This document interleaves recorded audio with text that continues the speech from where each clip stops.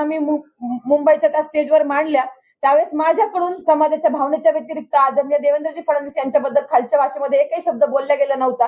पण कुणीतरी एक मुलगी होती क्रांती मोर्चातली, तिच्या तोंडातून असं वाक्य गेलेलं आहे की देवेंद्र फडणवीस साहेब, मी मराठा आरक्षण मागते, तुमची बायको मागत नाही.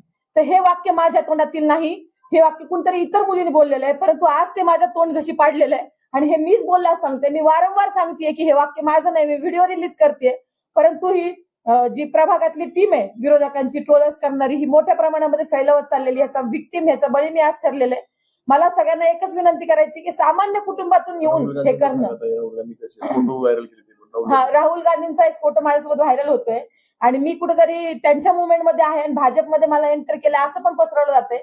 मी शेतकरी संघटनेत काम करत होते.